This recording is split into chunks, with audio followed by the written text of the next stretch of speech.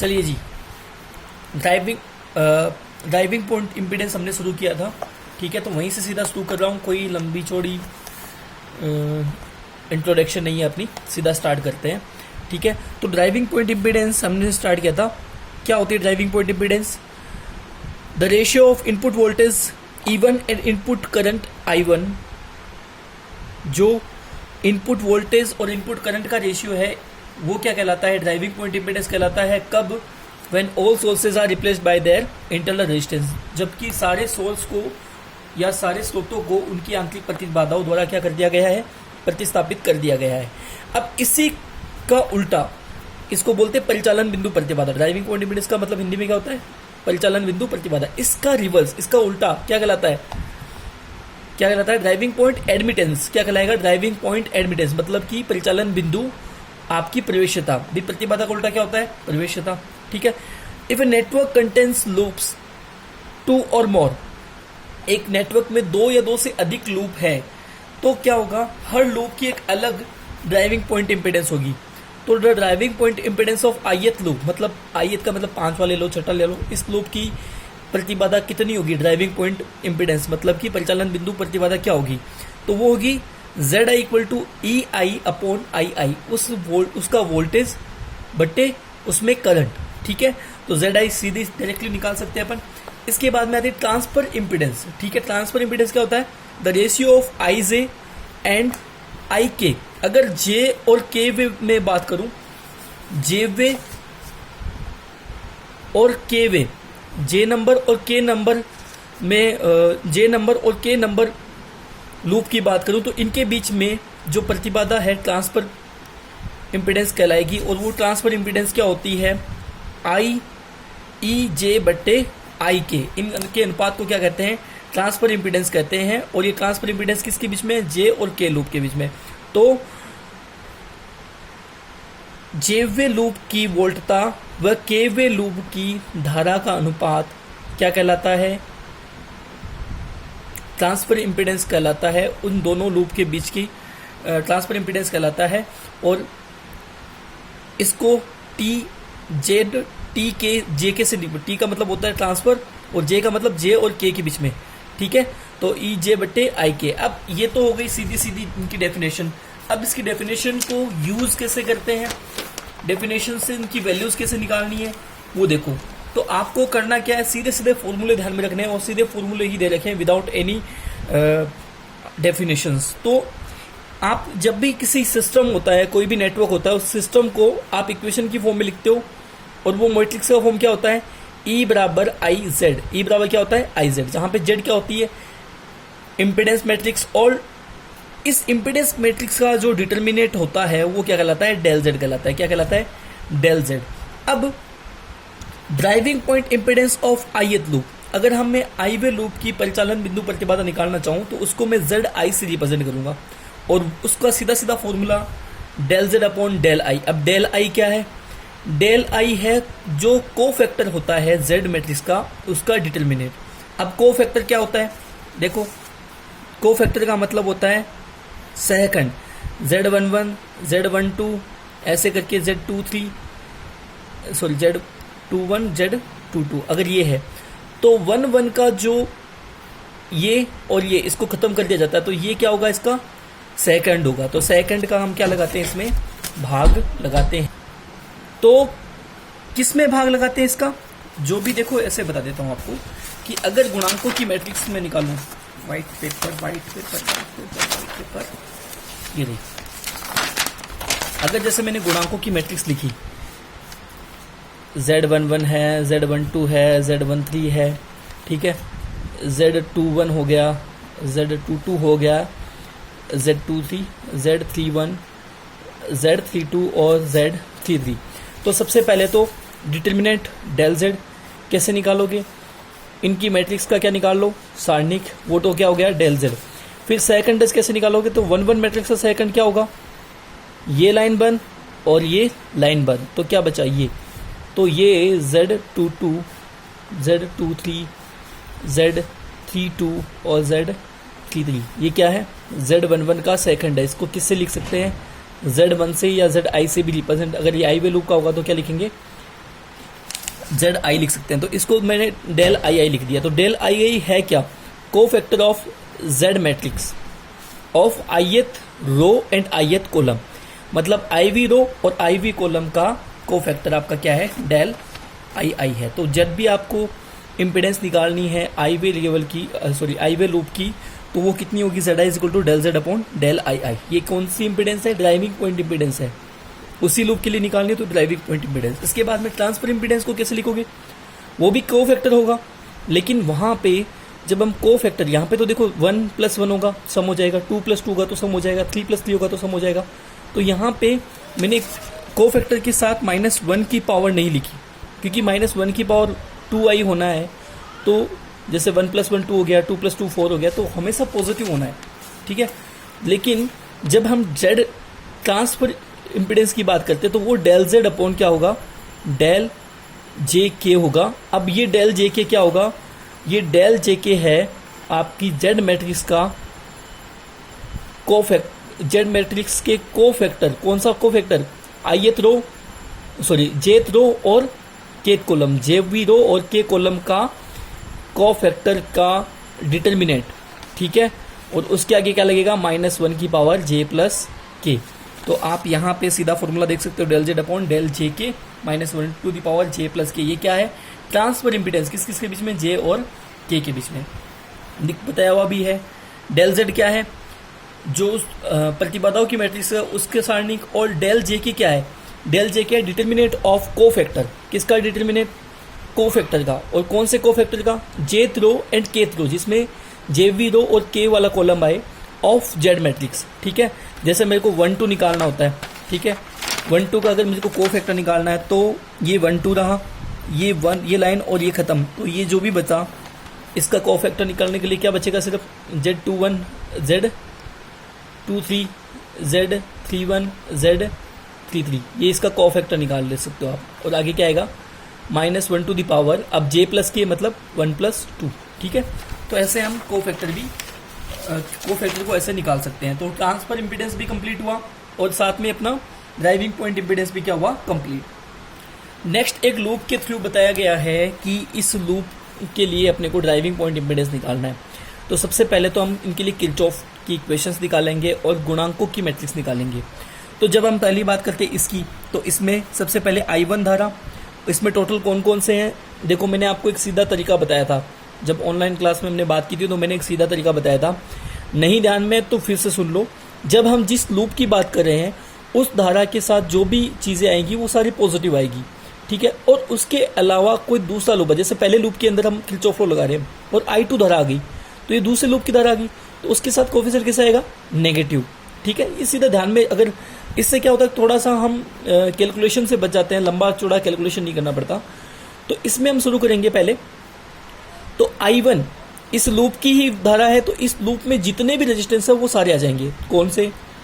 Z1 है और Z12 dash, तो क्या हो जाएगा? I1 गुणा Z1 + Z12 डैश। अब I2 दूसरे लूप की धारा है, तो पहले और दूसरे लूप में बीच में कौन है?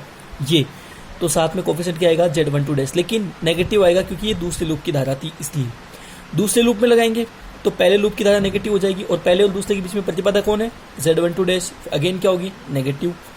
फिर दूसरे लूप में कौन कौन से हैं आपके प्रतिबाधाएं? वो I2 के साथ गुणा होगी और वो सारी प्रतिबाधाएं गुणा होगी, क्योंकि ये इस दूसरे लूप की सारी प्रतिबाधाएं हैं। तो क्या आएगा? Z2 + Z12 dash + ZL = 0। ये एक सीधा तरीका हमने ऑनलाइन क्लास में भी डिस्कस किया था। और सीधे आपको किरचॉफ लॉ लगाना आता है तो आप वैसे निकाल भी सकते हो, ठीक है। उससे निकालोगे तो इसमें कितनी धारा जा रही है? इधर I1 धारा जा रही है, इसमें I2 धारा बह रही है, तो इसमें कितनी जा रही है? I1 - I2। तो ऐसे कैलकुलेट करके देख लेना आप, ठीक है। तो फिर कैलकुलेट करके देखोगे तो KVL लगा के आप चेक भी कर सकते हो, ये सीधा तरीका भी सही है। मैट्रिक्स की फॉर्म में लिखेंगे तो E, 0 इधर है, ठीक है। गुणांकों की मैट्रिक्स देखोगे तो क्या आया? Z1 + Z12 डैश, फिर माइनस के Z12 डैश, माइनस के Z12 dash, Z2 + Z12 dash + ZL। इसको हमेशा ही ऐसे शो करना है कि I1 पहले आए, फिर I2 आए, फिर I3 आए, तभी ये मैट्रिक्स ऐसे बनेगी सीधे, ठीक है। तो ये मैट्रिक्स बन चुकी है। अब इस मैट्रिक्स के लिए डेल जेड निकालना है, तो डेल जेड क्या होगा? ये इससे गुणा माइनस ये इससे गुणा, तो क्या निकल जाएगा? Del Z. ऐसे ही डेल जेड निकलने के बाद हम डेल 1 1 निकालेंगे। ठीक है, देखो डेल जेड तो निकल गया, डेल जेड क्या करना पड़ेगा, आपको सीधे इससे गुणा करना है, इसको इससे गुणा करना है। जेड मैट्रिक्स है, ये पूरी आपकी जेड मैट्रिक्स है, तो जेड मैट्रिक्स में आप इसका डिटर्मिनेंट निकाल सकते हो, उसका सारणिक निकाल सकते हो, वो डेल जेड होगा। तो सारणिक निकाल लिया, बताने की जरूरत नहीं है, कैलकुलेशन आप कर सकते हो और सीधे भी घटा के बता सकते हो। ये तो एक एग्जाम्पल के थ्रू हमने बताया हुआ है।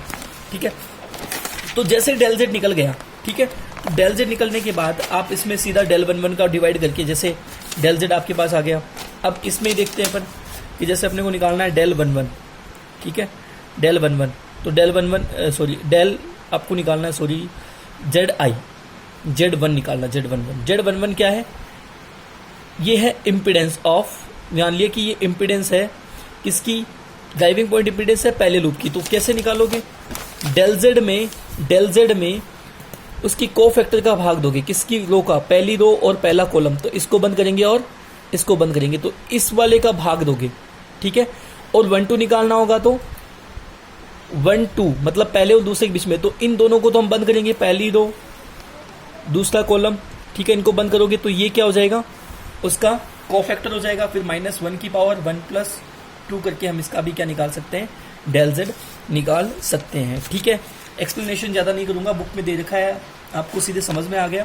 ठीक है, कैलकुलेशन का पार्ट आप करते रहना। ठीक, फिर उसके बाद में आता है relation reduction of complicated networks. ठीक है, तो देखो इसके लिए क्या कंसेप्ट यूज आती है, वो कंसेप्ट मैंने डायरेक्टली लिखी है, ज़्यादा घुमा फिरा के बात मैंने लिखी नहीं। क्या होता है, the passive network is equivalent to, एक passive vector is equivalent to other passive network.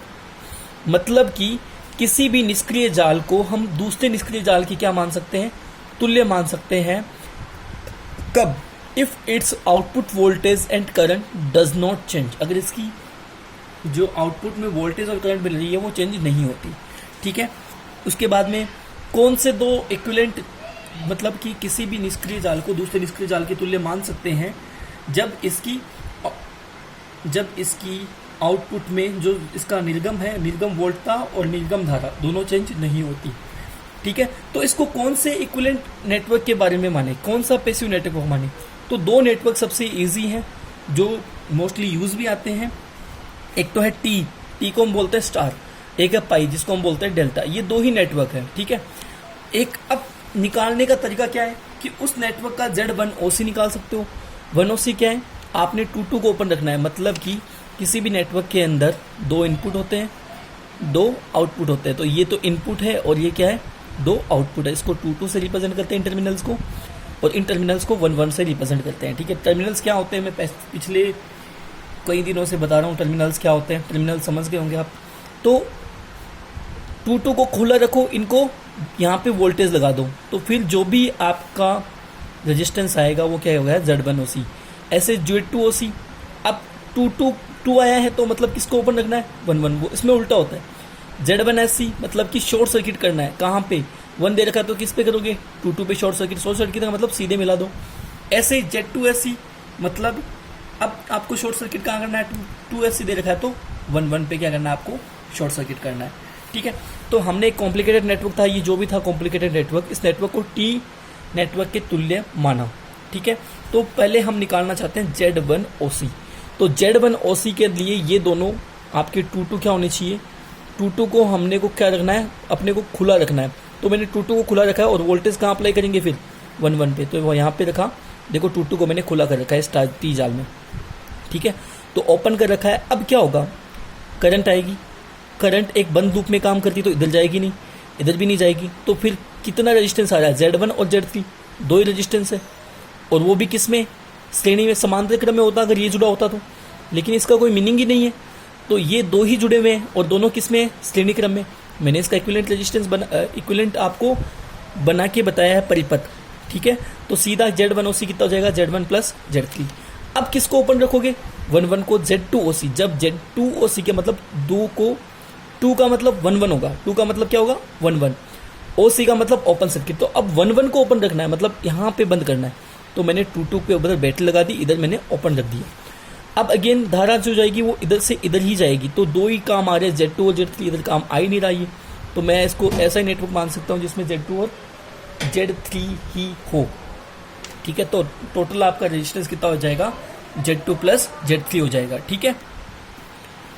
इसके बाद में हम निकालेंगे Z1SC। तो 1SC का मतलब सीधा तार किस में डालना है, 2 और 3 के पर सीधा तार, यहाँ पे बैटरी लगाएंगे और यहाँ पे 2 पे क्या डाल देंगे, सीधा तार। तो सीधा तार से दोनों को जोड़ दिया है, ठीक है। तो अब इसमें आप देखोगे तो यहाँ से धारा आती है, उसके बाद में धारा का डिवाइडेशन होता है। जहाँ पे धारा का डिवाइडेशन हो वो दोनों रेजिस्टेंस या वो तीनों रेजिस्टेंस किस में होते हैं, वो दोनों रेजिस्टेंस जहाँ पे धारा डिवाइड हो रही है जिन दो में, वो हमेशा ध्यान में रखना पैरेलल में होता है। तो Z2 और Z3 पॉइंट पैरेलल में, और पैरेलल में जहाँ पे भी जुड़े हुए हैं वो पॉइंट किससे जुड़ा है, बैटरी के नेगेटिव से। तो इधर Z1 और इधर Z2 और Z3 ये दोनों किस में आ गए, पैरेलल में, समझ गए। तो ये दोनों का जो पैरेलल कॉम्बिनेशन है वो इसके साथ क्या है, सीरीज में। तो इन दोनों का पैरेलल कॉम्बिनेशन क्या होगा, दोनों को गुणा कर दो बट्टे दोनों को जोड़ दो, Z2 Z3 बट्टे Z2 प्लस Z3। लेकिन वो Z1 के साथ किस में है, सीरीज में। तो सीरीज में है तो सीधा जोड़ना होता है, तो Z1 प्लस Z2 Z3 बट्टे Z2 प्लस Z3। ऐसे आप Z2S निकालोगे तो इस बार उल्टा हो जाएगा, इधर सीधा तार डालोगे और इधर से बैटरी दोगे तो Z2 से धारा आएगी, तो धारा डिवाइड किस में होगी, Z1 और Z3 में। तो Z1 और Z3 किस में होंगे, पैरेलल में, और Z2 किसका होगा, इनके पैरेलल कॉम्बिनेशन के सीरीज में। तो Z2 प्लस क्या होगा, Z1 Z3 upon Z1 plus Z3। तो ऐसे करके हमने Z1SC Z2SC ये निकाले। अब डायरेक्टली आपको इक्वेशंस को सोल्व करना है, और इक्वेशन को सोल्व करते हुए अपने को क्या निकालने हैं, Z1SC Z1OC minus Z1SC Z1OC minus Z1SC करके ये जो कैलकुलेशन करके अपने को जो रेजिस्टेंस है वो निकालने हैं। कैलकुलेशन आप लोग कर लोगे आई होप, क्योंकि ऑलरेडी 16-17 मिनट का वीडियो हो गया, ठीक है। और अभी तक हमने बहुत चीज़ें करनी बाकी है, क्योंकि क्लास होती है 1 घंटे की क्लास होती है, यहाँ 20 मिनट के अंदर हम सब कुछ करना चाह रहे हैं, ठीक है। तो मेरे ख्याल से अभी एक सफिशिएंट है, क्योंकि इसको अपलोड होने में भी टाइम लगेगा, ठीक है। तो अगर जैसे मेरे को फर्दर टाइम मिलता है मैं और वीडियो बना के अपलोड करने की कोशिश करूँगा। देखो इसमें मेहनत लगती है बेटा, आप तो कई बच्चों को लगता है कि सर क्या करे हो टाइम पास की वजह। देखो पहले तो नोट्स बनाओ, फिर उन नोट्स से समझाने के लिए बार बार कैमरे को सेट करना होता है। अब ये समस्या आती है, और आपको पता है वीडियो जब बनाते हैं तो 3-4 बार तो ये क्वालिटी ख़राब हो जाती है इसमें, तो बार बार टिक करके सही करना पड़ता है, बीच में पॉज भी करना पड़ता है, क्योंकि आवाज़ घर में पता है कितनी आती रहती है, तो इसलिए थोड़ी बहुत प्रॉब्लम क्रिएट होती है। बट मैं ट्राई कर रहा हूँ कि कुछ सॉल्यूशंस, अभी मैं कंटिन्यू काम करना स्टार्ट किया है, तो मैं आपको कंटिन्यू वीडियो प्रोवाइड करने की कोशिश करूँगा, ठीक है। ओके, अभी के लिए इतना ही, गुड बाय, ठीक है।